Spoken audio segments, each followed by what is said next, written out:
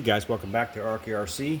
It is a nice rainy day here, so I thought I'd work on the Typhon Grom. You probably can hear the rain hitting the shed, the roof shed, so bear with me here. But what happened with this was my son was out driving it and he said he had no steering. So a quick investigation found that the servo is blown. I think that's pretty common with these. The servo that comes in them is this Spectrum SX110.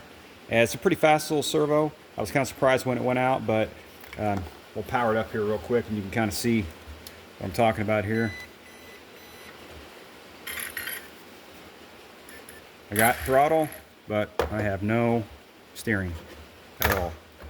I took the servo apart and found that it smells really burnt inside. We're gonna get rid of this guy and we're gonna replace it with this Eco Power Servo. Let's take a look at what's in the box first. So obviously your servo's in the box. It does come with a little extension in case you need that. And it comes with, looks like a servo horn. Appears to be metal. Yeah, that's an aluminum servo horn. I don't need it on this, but it comes with that. And it comes with your typical bag of plastic servo horns and disc and all that kind of stuff. So I think this is a 25 tooth servo. So it should fit the servo saver. This is a budget servo. It's cheaper than buying one of these, but I was kind of leery about buying another one of these since this one burned up on me. These servos got kind of mixed reviews, so we'll see how this one goes. I think it's, I don't know, might be 20 bucks or something. Might even be cheaper than that. I'm kind of curious to see how fast this one is. This servo here is, I was really surprised how fast it was.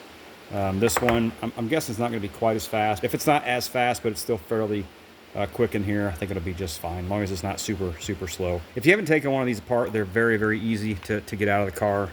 There are two screws right here. You just take those out of there. And then this whole thing comes apart. The servo sits in here like this, little retainer, piece of plastic there that holds that in. So really easy to take that off there. And of course you gotta take your servo saver linkage off, but really it's very easy. So real quick, taking a look at the servos, they look almost identical. The wire on the Eco Servo is a little bit shorter, so hopefully that won't be a problem. Before we get it in there, let's make sure she works. Yeah, looks like she works. Seems fairly quick. So, all right, let's go ahead and get it installed. First thing is you get the servo installed on the bottom of it.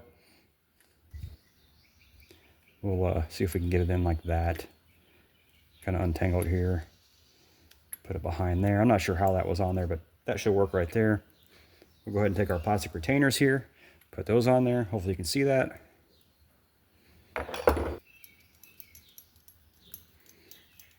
Little guy, these little retainers are pretty small. That's all that is. That just kind of pinches that servo right in there. All right, slide that down a little bit, not too tight though. These are really small screws, so imagine they strip out pretty easily. Should be good.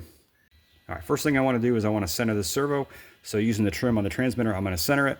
It looks to be centered right now, so looks like we're pretty good. But just check yours if you're putting servo in yours. Make sure your trim isn't trimmed way to the right or way to the left, because it'll be off when you put the servo in. Okay, let's go ahead and get that servo saver installed. Looks like that's gonna basically be straight like that. So the servo saver has a couple little notches in it there, so I think that notch is gonna have to go up like that. So we're gonna go ahead and install this part here with these two vertical lines on there facing up, best that we can. Okay, that looks pretty good. It's a little bit off center, but it'll be fine. We can trim that out later on. We're gonna put our servo saver together, which is just this screw in the spring here. Put that in the servo saver here. Really simple design.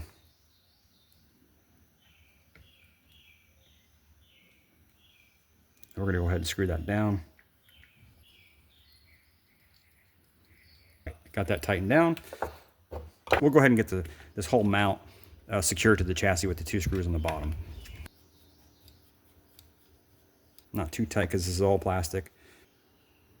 All right, with that whole assembly in there, all you gotta do is take a screw and connect your servo saver to your steering linkage here.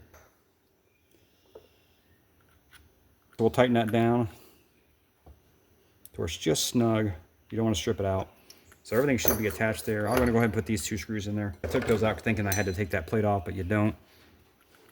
But you can hear the rain has started up again. There we go, that's nice and tight. I got it fired up. Let's see how quick that servo is. Seems pretty decent. I don't know if it's quite as fast as a stock servo, but it's pretty quick. The gyro seems to work just fine. Something I do find that it's easier to run these little cars on the gyro than without it. I just have it set on the lowest setting. Any higher and it seems to be too twitchy for me, but I do have it set on the lowest setting. It does seem to help these cars. All right, guys, that's a wrap. The Eco Power Servo does fit in this. It does function fine. It's slightly slower than the stock one. If it fails, I'll let you guys know. So please like, please subscribe, and thanks for tuning in.